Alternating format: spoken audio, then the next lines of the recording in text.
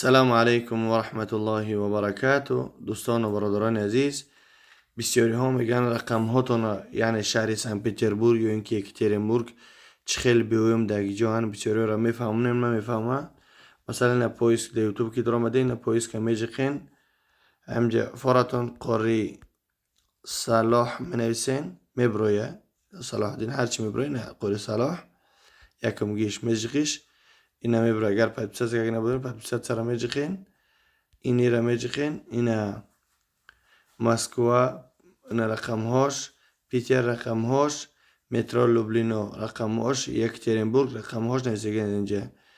یعنی حبیب رکلام میکنه الهدایا این چیزم در ما وجود داره. این حال میتونه که انشالله که زنگ بزنین مثلا که بعد بسیار دعا خواندگی هستیم برای انسانایی که سحر و جادو دارن.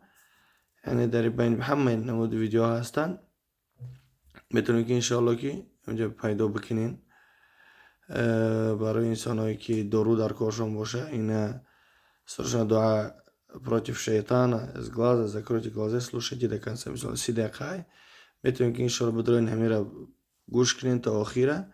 اینجا رقم های ما هستن میتونید که انشالله که زنگ بزنین.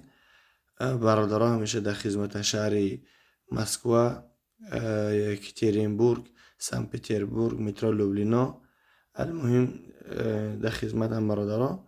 سل دعا بسیارن خداوند هر یک ادمی شما را نیابان باشه، هر یک بیمار خداوند شفای کامل و عاجل عطا فرمای. این رقم ها